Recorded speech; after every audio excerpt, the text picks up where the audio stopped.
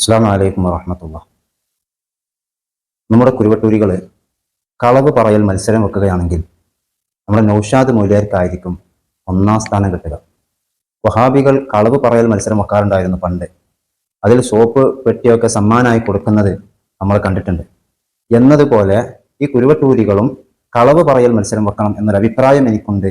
കാരണം ഇവര് പറയുന്ന കളവ് ആലോചിച്ച് നോക്കിയാൽ സുബ്ഹാനല്ലാഹ്, നമ്മുടെ നൗഷാദ് മൗലിയാർ പറയുന്ന പച്ചയായൊരു കളവ് നിങ്ങളൊന്ന് കേൾക്കി.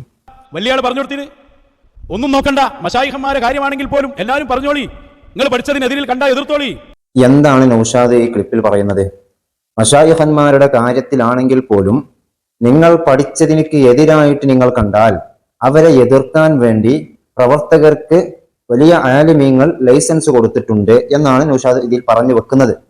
ഇത് പറയാനുള്ള ഒരു കാരണം, നൗഷാദിനിക്ക് നമ്മുടെ ആലിമീങ്ങൾ, നമ്മുടെ ഉസ്താദുമാർ ഔലിയാക്കളുടെ ശത്രുക്കളാണ്, ഔലിയാക്കളുടെ മശായിഖന്മാരുടെ വിരോധികളാണ് എന്ന് സാധാരണക്കാരെ പറഞ്ഞു പറ്റിക്കണം. അതിനു വേണ്ടിയിട്ടാണ് ഈ നൗഷാദ് കല്ല് വെച്ച കളവ് പറയുന്നത്. പിന്നെ ഇതിൽ പറഞ്ഞ വലിയ ആള്, ഈ വലിയ ആള് എന്ന് പറയുന്നത് ഈ നൗഷാദിന്റെ ശേഖനെ കുറിച്ചാണ്. അത് പറയാൻ കാരണം നിങ്ങൾ നൗഷാദിന്റെ ക്ലിപ്പ് ഒന്ന് കാണുക. ഞാൻ ഒരു ത്വരീഖത്തിന്റെ പേരും ഇവിടെ പറയുന്നില്ല.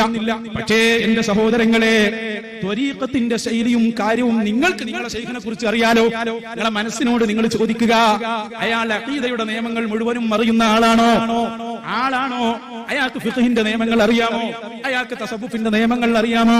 അല്ലെങ്കിൽ അയാൾക്ക് ഇന്ന കാര്യങ്ങൾ അറിയാമോ എന്ന് നിങ്ങൾ ചോദിക്കുക. ഉണ്ട് എന്നാണ് നിങ്ങൾക്ക് ഉത്തരം കിട്ടുന്നതെങ്കിൽ, ശൈഖ് ശരിയാണെന്ന് തോന്നുന്നുവെങ്കിൽ അതിനെ നമ്മൾ ആക്ഷേപിക്കുന്നില്ല. അതേ സമയത്ത് ശരീഅത്തിന്റെ നിയമങ്ങളെ വലിച്ചു കീറുന്നത് നിങ്ങൾ കണ്ടിട്ടും നിങ്ങൾ പ്രശ്നമാക്കാതെ കൂടുന്നുണ്ടെങ്കിൽ ഞങ്ങൾ പറഞ്ഞു തന്നില്ലെന്ന് പറയണ്ട. അത് കള്ളത്വരീഖത്ത് തന്നെയാണ്. അതിന്റെ പിന്നാലെ പോയാൽ ആഖിറം നഷ്ടപ്പെടും കേട്ടോ. എന്താണ് നൗഷാദ് ഈ ക്ലിപ്പിൽ പറയുന്നത്? ഷെയ്ഖിനെ കുറിച്ച് മുരീദിന്റെ മനസ്സിനോട് ചോദിക്കുക. അതായത് എന്റെ ഷെയ്ഖിനെ കുറിച്ച് ഞാൻ എന്റെ മനസ്സിനോട് ചോദിക്കുക, ഈ ഷെയ്ഖിനിക്ക് അഖീദയുടെ നിയമങ്ങൾ അറിയുമോ? തസവ്വുഫിന്റെ നിയമങ്ങൾ അറിയുമോ?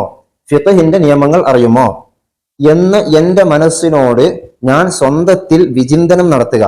എന്നിട്ട് ഈ ഷെയ്ഖ് നല്ലവനാണോ ചീത്തയാണോ എന്ന് ഞാൻ തീരുമാനിക്കുക. ഇങ്ങനെ തീരുമാനിക്കാൻ ഞങ്ങൾ ആലിമീങ്ങൾ ആരും ഞങ്ങളോട് നിർദ്ദേശിച്ചിട്ടില്ല. എന്നാൽ നൗഷാദാണ് ഇവിടെ സാധാരണക്കാരായ ജനങ്ങളെ വിളിച്ചു വരുത്തിയിട്ട് ആയിരങ്ങൾ മുന്നിൽ നിർത്തിയിട്ട് ഈ നൗഷാദാണ് പ്രസംഗിച്ചത്. ഇനി നിങ്ങൾ അടുത്ത ഒരു ക്ലിപ്പ് കേൾക്കുക. നിങ്ങൾ എന്ത് ചെയ്താൽ മതി, ഒന്നും പറഞ്ഞില്ല. ഏതെങ്കിലും ഒരു ത്വരീഖത്തിൽ മെമ്പർ ആയ ഒരാളാണെങ്കിൽ അയാളൊന്ന് മനസ്സിരുത്തി ചിന്തിക്കാം, എന്തിനാ ഞാനിപ്പോ ആ ശൈഖിനെ തുടർന്നത്? ഞാൻ എന്തിനാ ശൈഖിനെ തുടർന്നത്? അതിന്റെ ആഖിറം നന്നാക്കാനാ? ഈ ശൈഖിന് ഈ പറഞ്ഞ വിവരമുണ്ടോ? നിങ്ങൾ എന്നെ മനസ്സുകൊണ്ട് ചിന്തിച്ചാ മതി. എന്താണ് ഇതിൽ നൗഷാദ് പറയുന്നത്? കിതാബുകളിൽ ഒരുപാട് നിയമങ്ങൾ, ഒരു ഷെയ്ഖിന് വേണ്ട നിയമങ്ങൾ പറഞ്ഞിട്ടുണ്ട്. ആ നിയമങ്ങൾ വായിച്ചിട്ട് സാധാരണക്കാരായ ജനങ്ങളോട് പറയാണ്, ആ കിതാബിൽ പറഞ്ഞ വിവരം ഈ ഷെയ്ഖിന് ഉണ്ടോ എന്ന് നിങ്ങൾ തന്നെ ചിന്തിക്കുക എന്ന് സാധാരണക്കാരായ ജനങ്ങളോട് ഇവൻ പറഞ്ഞു കൊടുക്കുക. അതും കാലഘട്ടത്തിന്റെ മശായിഖന്മാരുടെ നിർദ്ദേശം അനുസരിച്ച്. അപ്പോൾ ആലോചിച്ച് നോക്കണം, ഇവരുടെ മതത്തിന്റെ ഊക്കും ഇവരുടെ കാലഘട്ടത്തിലെ ആ മശായിഖന്മാരുടെ നിർദ്ദേശങ്ങളും ആലോചിക്കണം നിങ്ങൾ. കാലഘട്ടത്തിലെ മശായിഖന്മാർക്ക് മദ്ഹബ് വേണ്ട എന്ന് പറഞ്ഞത് ഇതുകൊണ്ടാണ് അവര്. കാരണം അവർക്ക് തോന്നുമ്പോൾ തോന്നിയത് അവർ പറയാണ്, തോന്നുമ്പോൾ തോന്നിയത് മാറ്റിയാണ്.